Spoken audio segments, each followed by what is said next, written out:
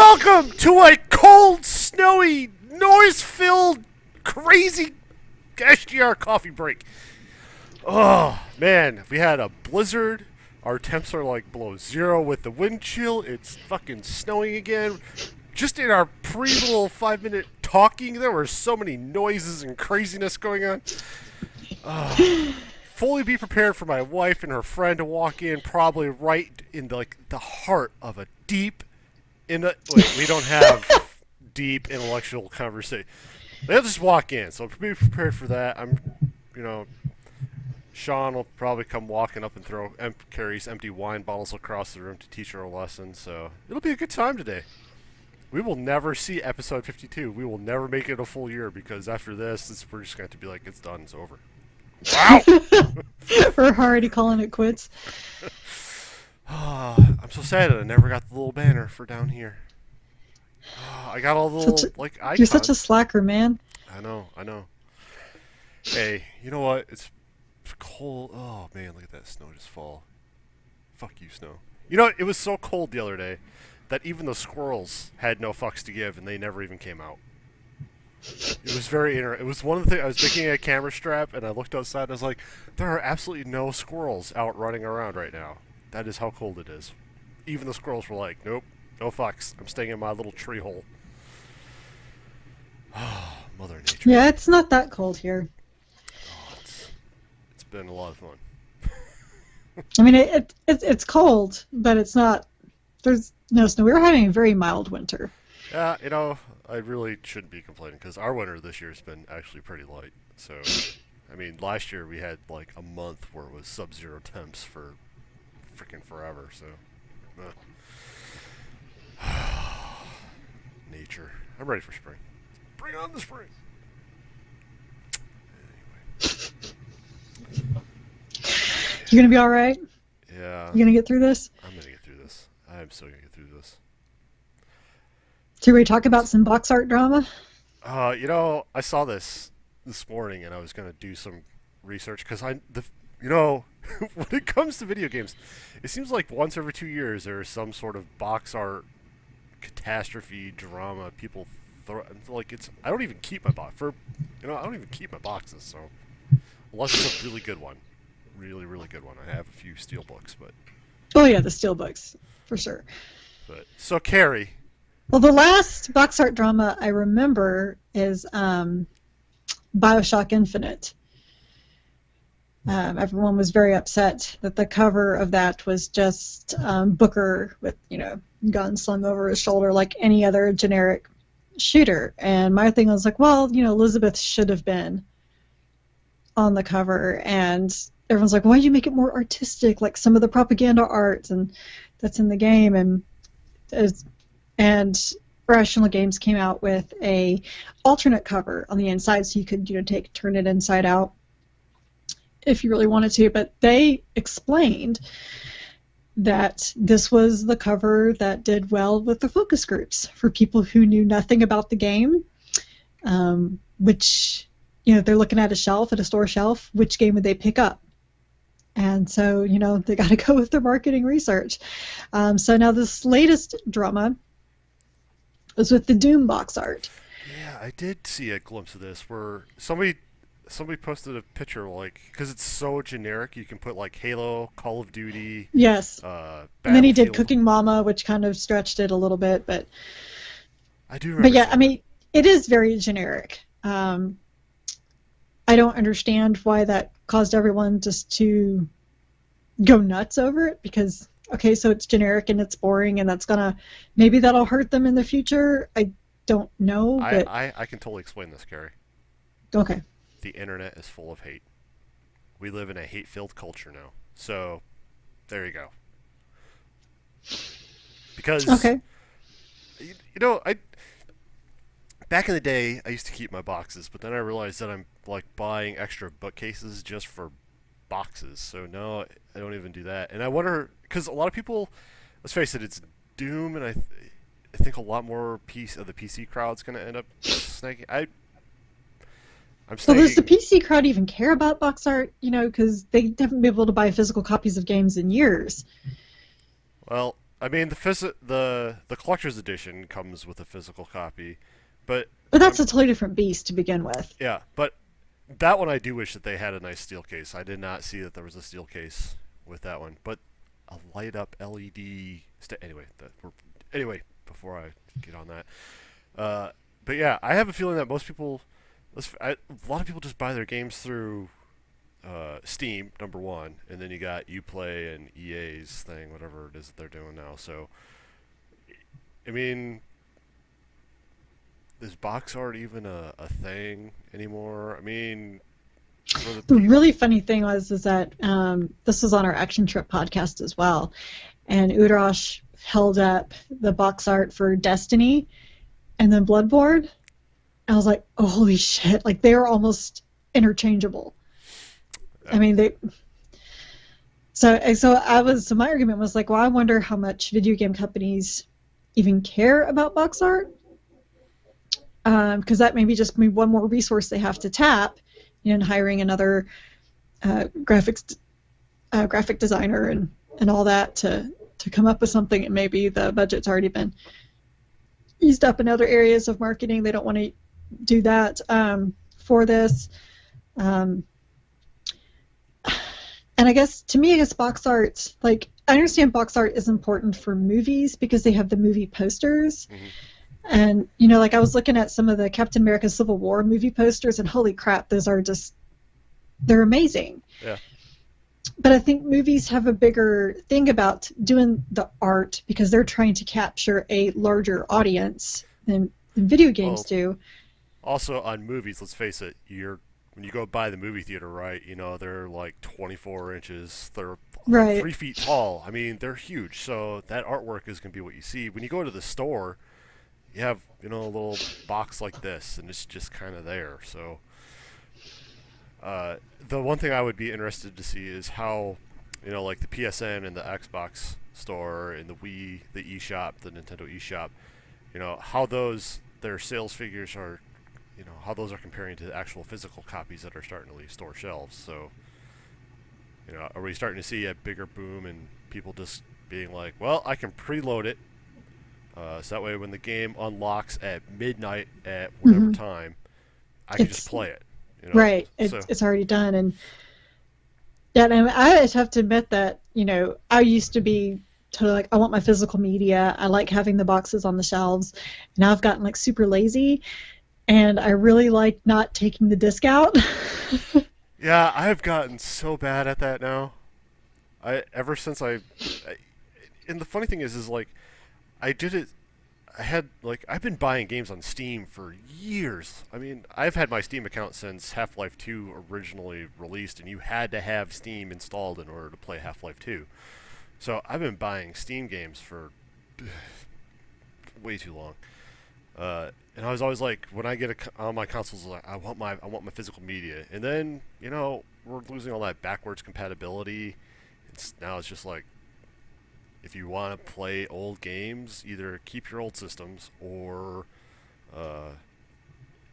do like now they're starting to slowly work in digital backwards downloads, but it's only one gen back, except for the PS3 because PS3 had to go and make all those fancy processors. So, but yeah, now I'm just like, I haven't, unlike Amazon, and even Amazon doesn't do it all that frequently, where you'll see a news article creep up where Amazon pulls a book from Kindle owners because of whatever reason. But we haven't really seen Sony being like, well, you bought that game, and we're going to revoke your $60 game. You can't have it anymore. I do get that point where some people are like, well, what happens when they stop supporting it? I still have the physical media.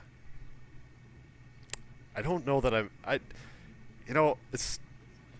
don't ever really go back except for maybe once or twice a year to play like Super Nintendo games. And now they're on the eShop, so it's Well, and in that scenario, like for my PS3, I installed, I think it was a 1 terabyte drive, is as high as it could go, and I just, then downloaded all the things, and so even if they do make it go away, unless the game is PT, they can't scrub it off my system. Yeah. But on box art, this extends to more than just video games. Because when I was working at 148 Apps, their box art is the little icon that shows up on your iOS device. Right. And the hoopla that goes on behind, is this a good icon? Is this a bad icon? I mean, that I can understand a little bit more than box art, where if you're buying collector's editions, then yes, you want to have a very nice box to, probably display. Because let's face it, now collector's editions are creeping up there in prices now. So it's anywhere from $100 to $200, $400, whatever it Depending is. on all the Yeah. extra goodies that you get. When I sink that much money in, then yes, I would like to have something. And that's the part where if Doom was to include a steel case, I would want something a little less generic than what they're currently doing. I get there is a bit of nostalgia to it, right? Like you're looking at the main character that's basically been in Doom for since Doom 1. So, but at the same point, it's the same generic pose that you get in like Call of Duty. It's the same generic pose and when I saw that, I was like, oh yeah, I could see that. There's a nice Halo 5. There's a Spartan right there. That's cool. Oh, Call of Duty. Yeah, they just turned the guy from the back and nobody can see his front. I mean, even if they had like maybe done a reflection in the visor Yeah. of the character, I don't think it would have been, people wouldn't have hated it as much, because then that's a bigger call to that character of old. Well, I mean, because Doom is, from the videos that I've watched, they're digging back. They're going back to like Doom 2 roots and reviving some of those iconic, like the big floating pink blob with the eyeball. So now you got to jump up on him and you rip the eyeball out. It's cool. Looks great. I'm so excited. But you know, I bringing it. They did so much work reviving some of that nostalgia, bringing Doom 2 up to current day standards and adding in some extra stuff. We'll see how well it plays, but let's face it, I'm still going to buy the pre-order. I am part of the problem. Well, but it's Doom. Yeah, but it's Doom, so I've liked Doom. And Bethesda revitalized Wolfenstein Yeah, very well. I know it's not the same developer, but still. But I have faith. But I look at the steel cases I have over here. I've got Dark Souls 2, I've got Thief, and I've got StarCraft 2. Those are the only steel cases I have. But every time I don't buy a game for the box art. I mean, at this point in time, it's not like back in the Super Nintendo days where you didn't have the internet, so the box art was basically what stopped you to make you like take that game and ask if they pull it out of the case and flip it over so you could actually read it, right? We're not in those antiquated days anymore. Now you want to know about a game, just look on the internet. So at this point, you kind of already know what you want to buy. Now you're either just waiting for the reviews or you're going with the hype. So they don't really need that cover art to really stop a whole lot of people in their tracks to be like, ooh, that interests me, let me see. So getting upset over some generic box art to throw a fit about it, come on. You already know if you're going to buy the game or not. And I guess people were concerned about, I guess maybe future fans of the game who don't know anything about Doom, and they, go to Best Buy or whatever, and pick it up, and they're like, well, this looks generic, boring shooter. Which my response was to a friend of mine. I was like, well, but Doom kind of is your generic, boring shooter. I mean, it's... Wolfenstein ushered in the first-person shooter kind of thing, but let's face it, Doom and Doom 2 is what sealed and made it a thing. Because I don't know... look, we just had our first new Doom level in 21 years. That's how iconic that game is. They are still making mods for it. So it's... Well, I also think, people at Bethesda and id, most likely, they don't think that they are counting on the nostalgia to bring in people. I don't think that I don't think that they believe they're going to get a whole bunch of new people and they've never heard of Doom before. So, and again, I think they just don't want to put in the effort to make some, kick-ass box art. Their priorities were elsewhere. The other thing is, like I'm looking at you, so over your shoulder, you have a bunch of boxes there, right? But it's not like you're actually displaying the cover art. You just have the spines on display, so that way you can easily see what the game is, the game title is, and you can easily find the box. I mean, When was the last time you just took a game and was like, oh man, this cover art, oh Jesus, I am gonna just cut this out and frame it and hang it on the wall. I'm actually trying to think if there was any cover art that I wanted a poster of. I do have a poster of the Mass Effect art, but that's just because of what Mass Effect means to me. It's nothing to do with how great the art is. Kingdom Hearts had a really good cover art. It was PS2 days. Again, that was the days, but really, really before people were looking up stuff on the internet. Broadband was just kind of becoming a thing at that. I mean, yeah, because I remember you bought PC games at the store. Yep. They had very beautiful boxes. That's how I learned about Baldur's Gate and Dark Age of Camelot, was thanks to that box art. Oh, do you remember the hoopla that came around when, because PC games used to come in boxes that were, I mean, they were like cereal-sized boxes. Yeah. And there was a... So that people couldn't steal them. Yeah, and then it became this giant hoopla when all of a sudden they started shrinking the game boxes. Because I was working at an electronics boutique at the time. Yeah, let's think on that one. Just if you don't know what an electronics boutique is, just ask Dr. Google, and it'll take you to some good times. I also worked at Funko Land. Look that one up. But I used to go to Babbage's. Oh, Babbage's. Oh, the arguments between what's better, Funko Land or Babbage's. Oh man. Anyway, when you're working in retail, that space, the retail space becomes a big thing, and the marketing, and I mean, we would have to rearrange our store once a month to switch things around. And when the PC boxes went from giant cereal-sized boxes down to they were just slightly bigger than DVD boxes. Mm-hmm. And we were like, how the heck? Because now we got to try to fit all these giant PC boxes in with all these tiny PC boxes. And the same thing happened with the PS1. Remember the PS1 boxes used to be really big, and then they shrunk those down to just like the little CD cases. The CD jewel cases.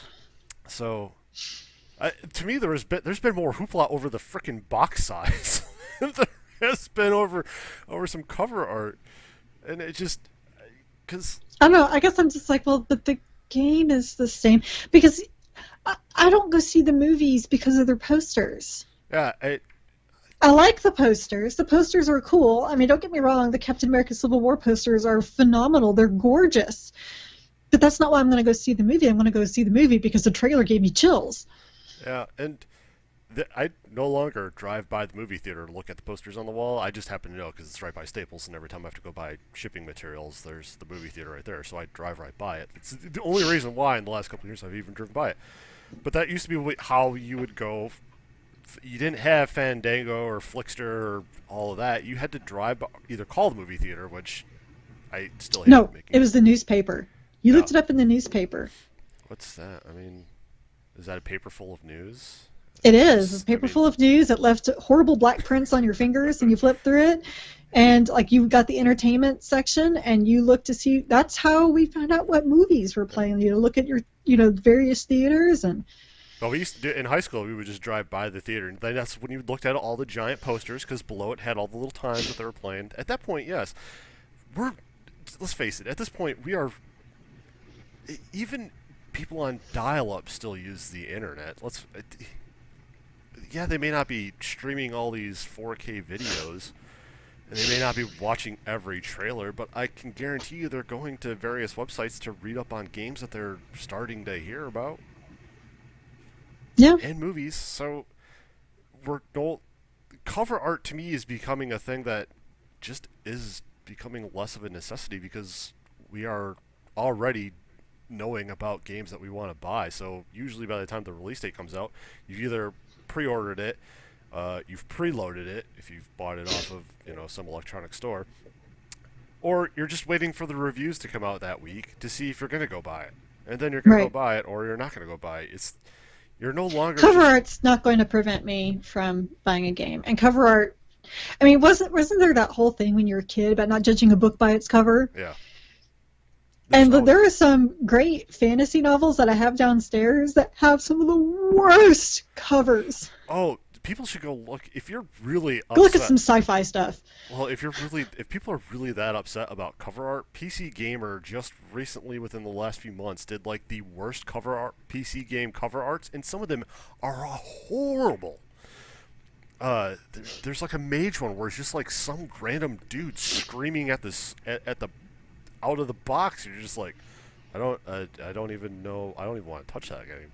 It just we've had some terrible cover art and cover art when you depended on cover art because that was the only way you were really selling games is by getting attention. And maybe you got attention because your cover art was so bad.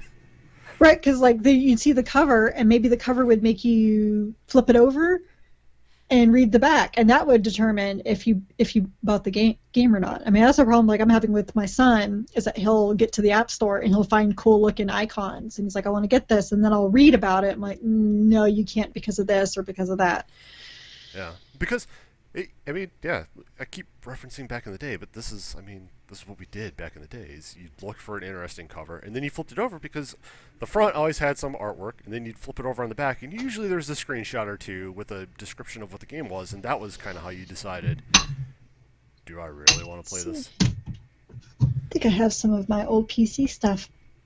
Oh, I do. Oh, tell me you got a cereal box there. No, I don't have one that big. Oh, there you. Oh man, Sim Theme Park. That was such a good game. Sim Golf See, was so also you really pick good. up this up and you'd be like, oh wow, like I like SimCity theme parks. How cool is that? And then you flip it over, and on the back it would tell you exactly everything you would need to know. Yeah. You know, I can say this. The one. Oh, oh, oh, Oh, oh, oh. oh. Oh, fancy, Ah, fancy. you build it, you write it.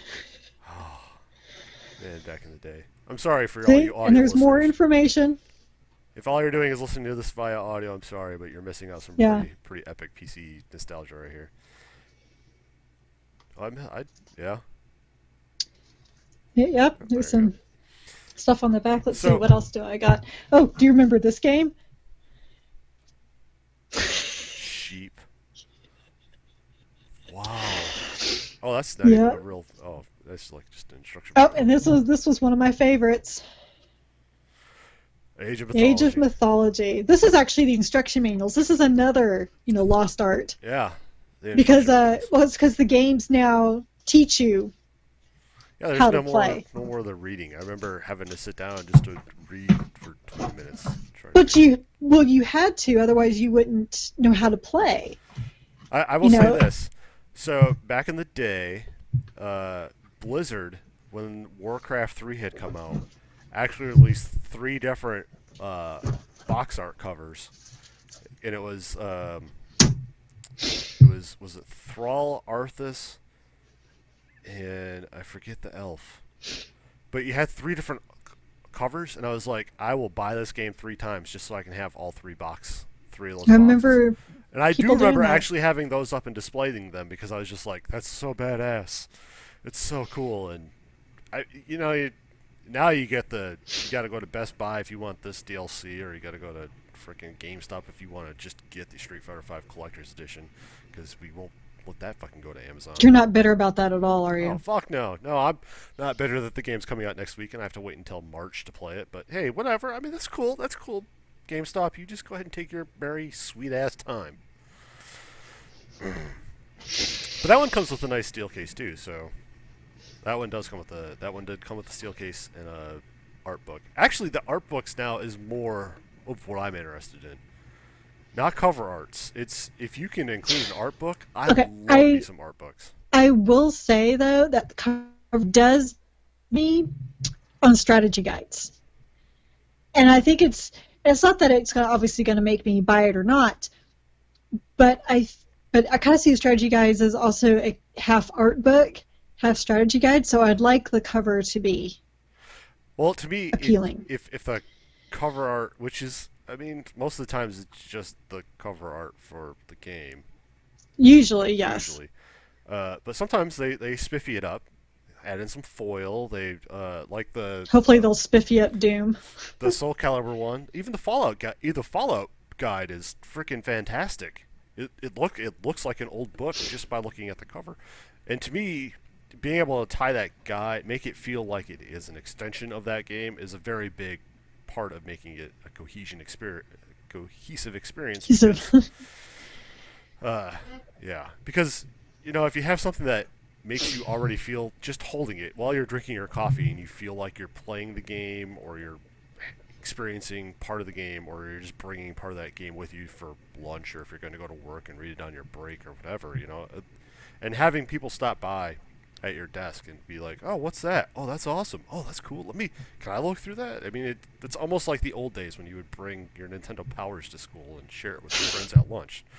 So yes, but I mean, I don't know. It's so I'm like I'm with you because the cover art, the actual all around presentation of a strategy guide is very important to me. As I've often iterated, usually always my reviews almost always start by talking about the covers and if they're good or bad, especially on the collector's editions ones. So Well, that's if they've that's made it very work. important because the collector's editions is like, why is this worth that extra $5-10? So yeah, but even like the Soul Calibur guide, which was Future Press. I mean, they did a great job. I mean, Future Press does great jobs with all of their covers and always making it really, even the feel, the tactile feel when you're, Hmm. if it's hard, but yet it's got that nice soft kind of smooth feel to it. Yeah, I like their covers. They always do a pretty good job on it. So Prima did a really great job with this Fallout guide and all the little extra goodies that they included with it too is pretty badass. So yeah, to me that matters more than some box that I'm just gonna even like the 3DS games. I basically come home, open the box, pull the game out, and then take the box down to the recycling bin because I'm never going to use it again because the game just ends up going into a smaller case that way I can travel with it. And like we pointed out earlier, like there's no instruction manuals anymore. So usually there's a code. So I'll pull out that little pamphlet in the Nintendo thing Hmm. for the codes. But other than that, if I buy well, yeah, I've like Mortal Kombat was my last one, but go through, pull all those out. I don't even know where the box is for that one. I don't even think I had a steel case for that one. So, but yeah, that's how important cover art is to me anymore. Just I don't understand. Yeah, I got an argument with a friend over this because I was like, really? People are yelling about that? And he was explaining to me exactly why box art was so important. And I'm just like, oh, my eyes are glazing over. I'm like, okay, so it's important to you. I don't know why that's important to everyone. I mean, yes, it was kind of funny when Kotaku was making fun of it, with like, look how generic it is, Halo 5. Like, okay, I see this is kind of funny. I get what they're saying, but then to write an entire editorial about how it's bad and why this is bad for the video game industry, like, okay, life's too short, people. Okay, so the cover art is bad. Let's just say it's bad. It's boring. It's generic. Freaking move on. Yeah, but I mean, if haters were actually going to listen to this podcast, I'm sure we would end up with a ton of comments below this. Which go ahead, comment away. I don't even pay attention to you, you haters, you dicks on the internet. Don't even pay attention to you. Just don't care about your anger and your hate because I'm too busy having fun playing video No, games. it is true. He doesn't. Yesterday, I was like, "So what should we talk about this week?" He goes, "I don't know." Like, what do you mean you don't know? I was like, "Well, I don't keep it up with the gaming industry because everyone's so angry." I'm like, "Well, son of a bitch." All right, let me see what I got. But I did happen to stumble upon the Doom thing. I forget how I stumbled upon that one anyway. But I did see that nice little picture, and that made me laugh. I mean, you got to come on, people. Instead of being Well, yes, like I angry, said, just Kotaku handled it the right way. It was like, this is funny. yeah, sit back and yeah. Okay, so you got a generic thing. How often are you getting? I mean, really think about it. When was the last game case that you bought purely because the cover art looked great? I bet And you. how great was the game? Yeah. So unless somebody can technically say that they went to a store, looked through all the games, and went, "Oh, this cover art really intrigues me," and then flipped it over and was like, "I'm totally gonna buy this game just because the cover art trigger." I would bet nobody can say that they do that. Not anymore. So, stop being so angry about every. It's a bad cover art. Okay, great. It's Doom. What are you expecting? It's Doom. We're gonna get the same We're fighting the same fucking aliens that we've been fighting for 21 years. Well, actually, they're minions from hell. Minions, So aliens, whatever. I mean, it's just a first-person shooter version of Diablo, if you think about it. I mean, come on. yeah, this one they threw in some new melee moves. Great, I'd be happy to jump on top of my giant pink floating And you eyeball rip thing. off someone's arm and beat them on the head with it. Yeah, and Little things in the life. the giant centaur demon that has the rockets for arms. I saw the part where he kicks you down and rips your leg off and then beats you with Yeah. it. I was just like, okay, you got me, Let's do this. As long as we Oh, get it's rid bloody and awful. Sign up, Chris. of the, if it's bloody and violent, there we go. But yeah, just come on. There are more things to be irritated by. Let's be irritated by something other than some insignificant part. I'm having a really hard Because time. it greatly impacts your life about the box art. Oh God, I am. As soon as we're done here, I'm gonna go weep in a corner because the Doom box art is so fucking generic. I was expecting some sort of greatness, some homage to the greatness that is Doom, not Call of Duty Doom. Call of Doom 5. I like it. Call of Doom 5. Don't answer that phone call. It's Doom. He's angry. But yeah, even I didn't even buy. They want Invader Zim on there singing the Doom song. I mean, Just give me a good game. Make it bug free so that way I can play it. I am running a. now you're asking a lot. I know. Let's get some more betas. People are getting hyped for the Division being open beta next weekend, except for me because I'll be on the road. Because I probably won't be able to play it then. Overwatch is out right now. I have been kind of debating on that, but it's all team based, and I'm not really a CS:GO kind of player, and I know this is the kind of crowd that they're aiming for, so probably won't be getting into that one either. But whatever. Again, do you know what my box art is for Overwatch? It's a little icon down on the fucking BattleNet thing. That's my box art. Right? I mean, my Diablo 3 box art, an icon, and a disc for the PS4. What did I do with the disc? What did I do with the box art for Diablo 3 Reaper of Souls when I bought it out? This was like one of the very first PS4 games I bought. Yep, pulled the disc out. Box art is somewhere in a recycle fill somewhere. Probably already recycled. Probably turned into a Mountain Dew can or bottle somewhere. Come on, people. There's so much better things to be irritated about. Anyway. Oh, what can I say? It was a slow week for drama, so you gotta be mad about something, right? It is pretty here comes the noise. Told you we would be in some sort of deep, insightful conversation. Well, I think we're about. At least we wrapped up the deep, insightful stuff. You can get into what we've been playing. Oh yeah. So, Carrie, I see that there's a new Assassin's Creed on here. I didn't think that these were getting cranked out so fastly.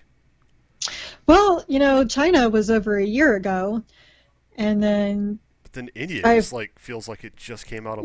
So India came out January, and then Russia, the last one, just came out this week. Gosh, I was telling you about eyes, driving me crazy. And Russia. Is it better than India? So slight. So you have Assassin's Creed Chronicles India, then you've got Russia, and then you have China. That was like so good. Yeah. Other than the fire. I mean, Russia, because it's it's in the 1900s now, so they brought in like new technology. So like you use telephones to distract people. So you can make a call, like you call them downstairs and they go answer the phone, and then you could go run and do your thing. There's you have a Tesla winch that you can use to that you use the winch to kind of pull things towards you, but you can also run the electrical current to it, which will blow fuse boxes, which is great for turning off all the lights in the building or for electrocuting enemies who are standing in water. But they also have some upgrades too, like some of them have gas masks, so smoke bombs won't affect them. That's fun. Oh, that's yeah. That's a good touch, though. It's a good touch. You have a rifle, but it's loud and it's not really good for being silent. You have a rifle, so it's really only best for like causing distractions or shooting out lights. They don't have the escort missions, but they have instead of, they have one fire run thing, which really wasn't too bad, but then they brought in searchlight. It's like the searchlight catches you, sniper, insta-death. And what else did they have? Oh, they also have sniper areas because Orlov has a rifle with them. You get sniper areas and you can pick off people. So it's like little things that made it a little more interesting. And they did this really interesting twist because this is the Bolshevik Revolution in Russia. So they actually have it where he stumbles upon Princess Anastasia, who has tried to escape the slaughter, and he ends up taking her with him. So he actually plays two different characters, and they have sets of abilities. Like she actually has these helix abilities where she can blend in, or she can do the helix dashes and run right in front of people and they don't see her, things like that. But she doesn't have any smoke bombs. She can't do hand-to-hand combat. She can assassinate only if no one sees her do it. So, I mean, it's very different ways of attacking it, and I was like, this is going to be great. And then they introduced the idea of speed stealth. And I mean speed stealth as in you have to get through these 8 guys in 50 seconds and you cannot make a single mistake. And you can't be seen. Oh, and they all are wearing gas masks, so you can't use your smoke bombs. You know, do you remember in China how the way that you leveled up was that you had to get so many points by your performance? Mm-hmm. And then, like, for a certain level, that maybe they'd give you extra health or they'd give you more smoke bombs or whatever. This one, you know, they still do that, but now the bar is so high that if you get 1 bronze, you will not level up in anything. Wow. So I never leveled up, so I never got extra health, I never got extra armor, I never got more smoke bombs and all this stuff, and it got to a point in the game where it was physically impossible for me to move on because I was not leveled up enough and I couldn't do things perfectly, and it had a lot of timed runs. And you know, typically with a timed run for something, you always have about a 5 or 10 second cushion, right? Mm-hmm. Just if you make a mistake. There's no room for mistakes in this game. It wants you to be perfect and master the skills. And I actually, like, I had to catch this train, and I don't know how many times I did this, but I actually got to the jumping point with a 2-second clock. I missed the train. Wow. Yeah. I play some hard games, but this sounds like stupid hard. Like, and I was at times I was like, I haven't played a retro game that required this much perfection and precision. I mean, even I was watching, you know, Battletoads, the speedrunners, they were making mistakes, like little tiny mistakes, but didn't cost them the entire thing. Well, I mean, it costs them their times, but I mean, it cost them the time. When you're doing AGDQ or SGDQ, you're more doing it to help bring in donations and just show off what you can do. If you're really, I will. Well, but my point is, when they're playing these retro games, the retro games themselves didn't request absolute perfection. Yes, these guys can do it perfectly because that's why they're speedrunners. But if they make a mistake, it's not detrimental. And this was like, you make a mistake, is game over instantly. Like, you are dead, you have to restart, because it's very big on not being seen or insta-death. And when I realized, like, how perfect they wanted it to be and how I hadn't been perfect in past levels, so therefore I didn't level up enough, and therefore I can't get any further from where I am, I called it time of death. And I was on the second to last memory. Hey, if you're not having fun, hang it up, call it a day. Yeah, I mean, it was, and I was even telling my boss, I was like, yeah, you know what's really fun? Speed stealth. You know, because my idea of stealth is like, I'm going to do stealth, I need time to analyze, make my plots, and this is like, nope, you just run right through it as fast as you can, make no mistakes, and don't be seen. Yeah. And you have 50 seconds to do it. I don't mind stealth levels. I hate time levels. I hate any time that you're like, do this within this amount of time. Then don't play this game at all, because like almost every level has some sort of time sequence. Oh, screw that. That's like an artificial difficulty modifier where you just. Right. I hate that. I hate that mechanic, and I hate some escort missions are alright, but generally escort missions, because the AI tends to be so terrible. And I'm talking about, well, like in India, you had the escort, well, not really escort, but they were tailing missions. And I don't mind the tailing, but when they're fucking timed. Oh, yeah. So not only do I have to, like, keep him in my sight, and I can't let him out of my sight for, like, longer than 2 seconds, but I also only have, like, a minute to go do this. I was like, you know. Nope. Nope, I don't like those art.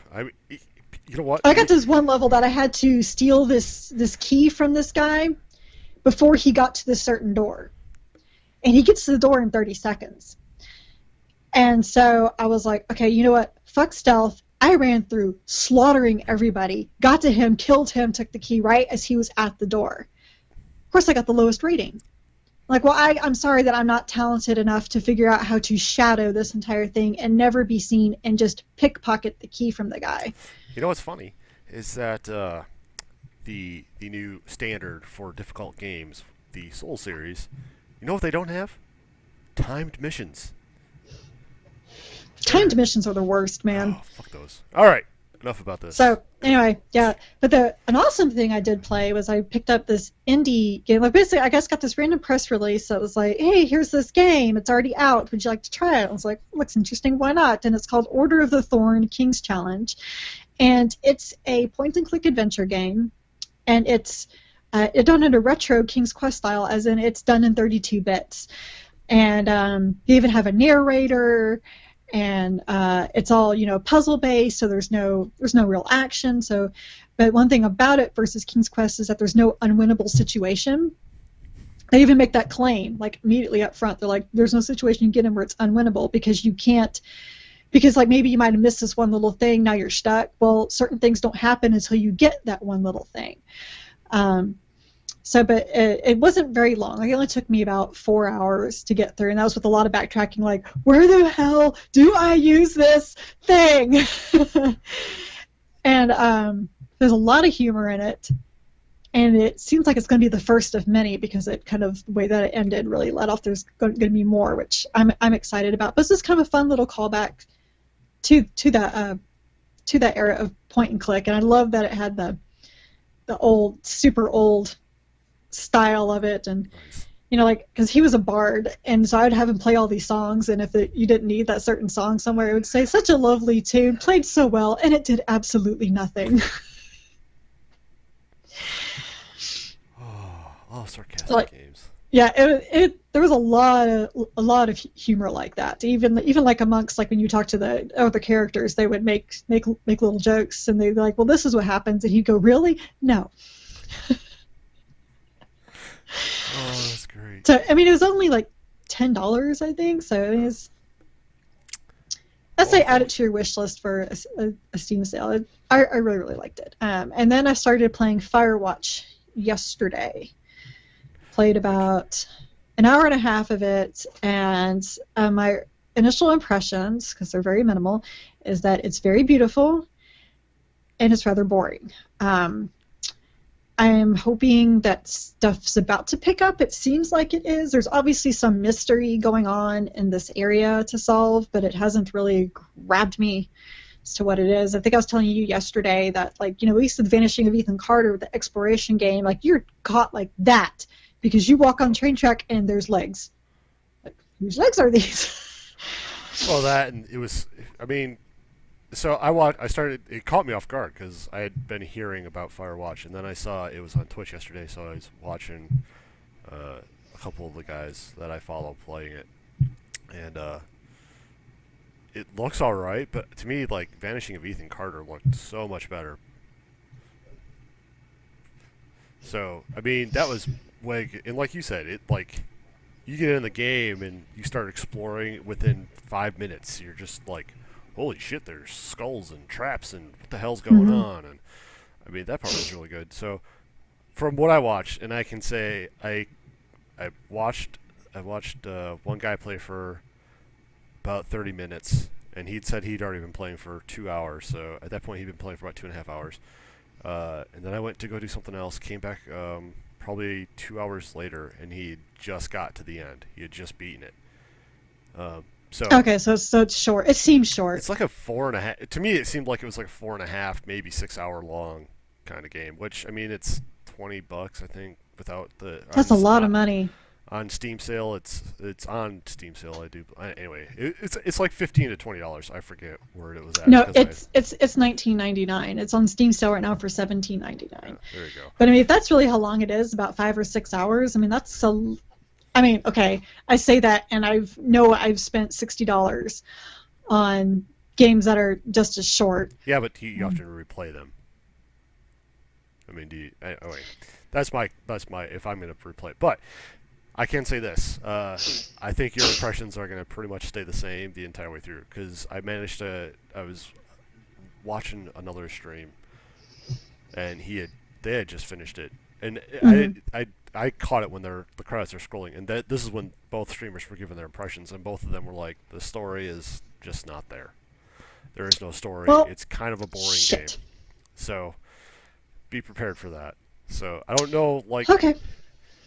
what I there was something else that I saw where it showed anyway, but that was it's on my wish list. I'll probably pick it up when it goes on a super Steam sale just to try to check Mm-hmm. it out. But so far, the two people that I've actually watched and they at the end they both kind of agreed that the story just there was no meat to it. There was no substance, and the game, while it was pretty, there wasn't a whole lot of actual substance. So yeah, the $20 price point at this after hearing that and hearing your initial impressions, and it seems like they're lining up with what I've been seeing online. Even though some people are saying that it's a great game, because I have started to see Yeah. some of those reviews, but now that I'm seeing people actually played it, and it's not something that I think we're going to see on Twitch that long because obviously it's a very short game, and people are already. I mean, they're doing Overwatch and XCOM too, so Well, like I was recording some of my footage, like I was kind of playing with it. I was just doing it straight from OBS and realized that maybe I need to use my game capture device because the OBS was getting it really pixelated and bad. So I may try to game capture, but then I was doing, I was like, is any of this interesting?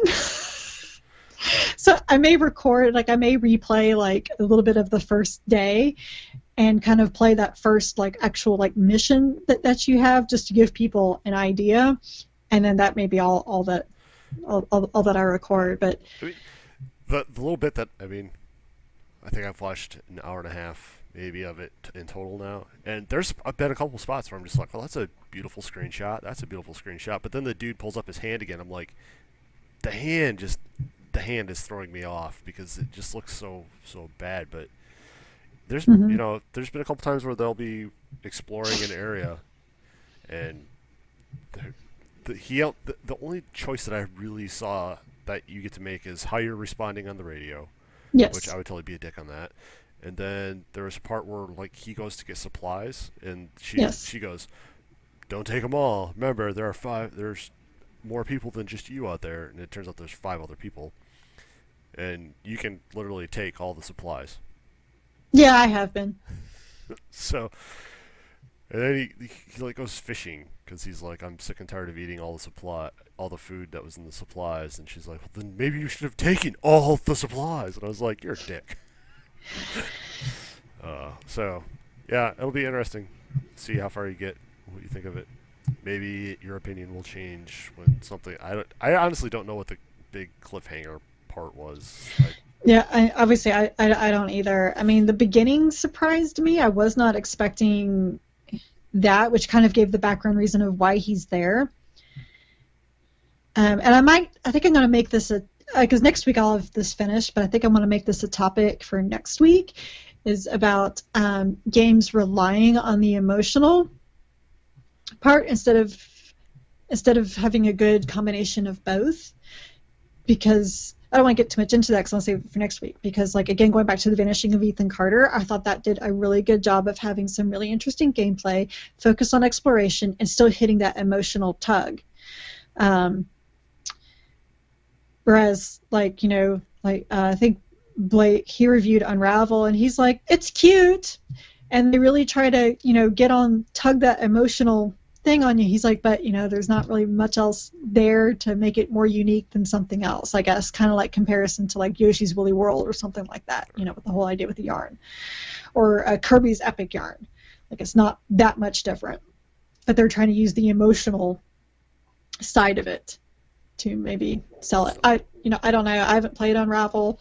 I got a review code and, puzzle platformer. That ain't happening. So here, Blake, here you go.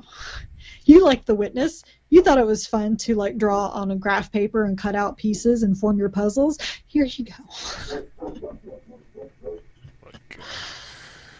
Oh, Blake.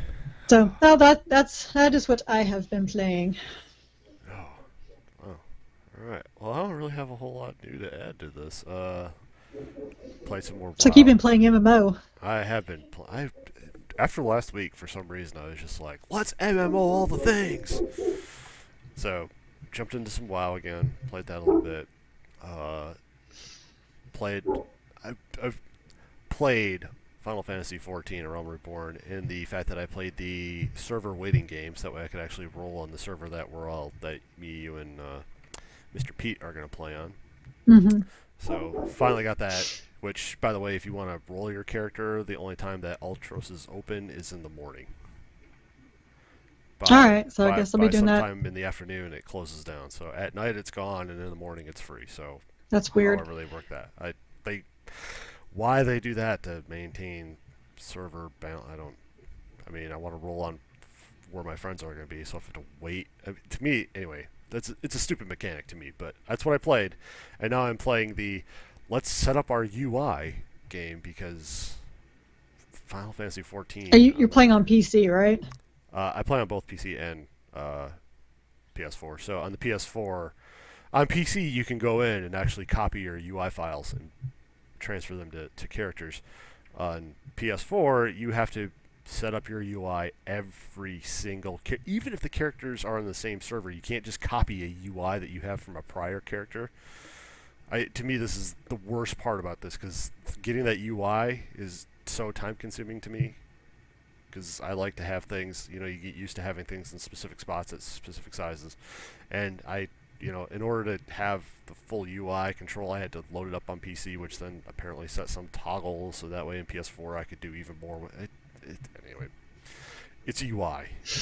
I mean, love it or hate it, but it's the UI. So, and all the controls don't line up, so I have to go back through and try to it's such a cumbersome bitch. It's like just make if I set up my controls, this is how I want my controls for all the characters. It's obviously that I'm not going to be like, for this character, I think I'll have my controller set up this way, and for this character, I'll just have the controller set up this way. And I'm talking down to the point of looking up and down because some areas I like to play inverted when I'm playing with the character, but if I'm looking at a map or something, I like it a different way. Fucking come on, Square, get with the times. Anyway, It sounds like a big you problem to me. no, this is an everybody problem. This is like the box art that we just talked about. This is a big Oh, dear problem, Lord. Gary. All right, well, go write an editorial about it. Oh, I will. I'll make sure that's like 1,500 words long too. Wow. Yeah, I know. And then played some more Heroes of the Storm because Because why not? Because why not? And then the one that really got thrown in there was The Crew.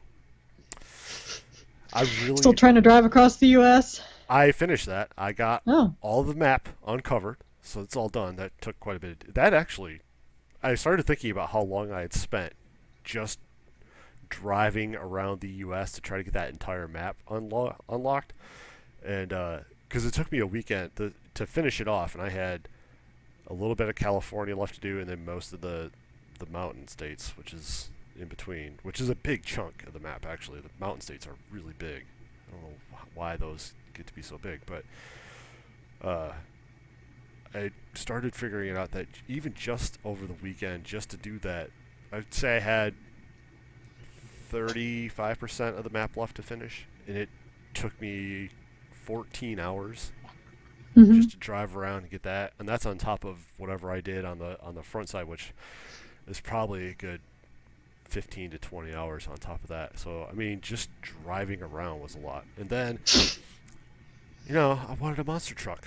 I had to have a monster truck. So yes, I then had to buy the Wild Run, so that way I could unlock that, which also unlocks they did some graphic improvements, so it actually looks a little bit better now. So that part's really nice.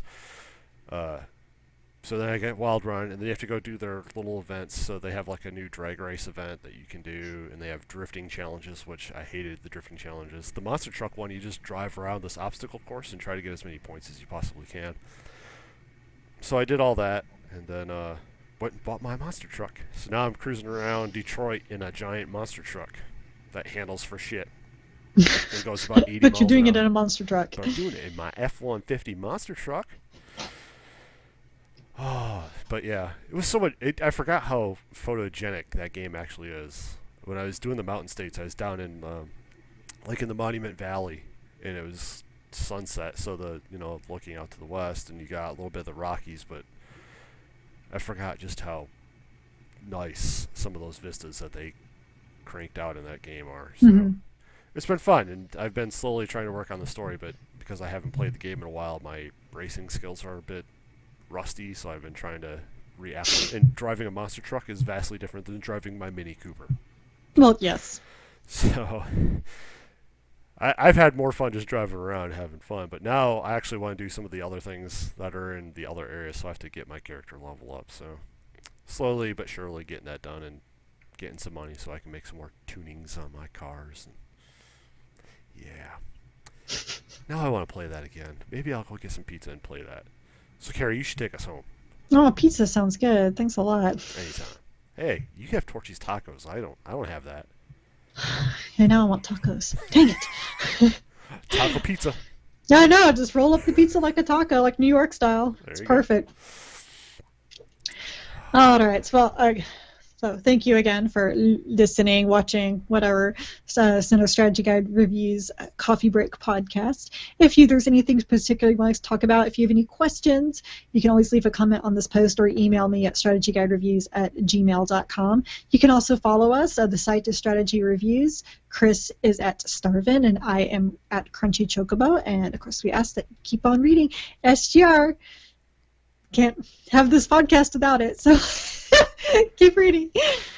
And with that, we always want to remind you in 2016, because the internet is full of you assholes. Quit being a dick. Just stop it. Have fun. Remember, this is video games. This is entertainment. We have fun here. That's what we do. Have fun. Stop being a dick. And with that, we're out. Peace.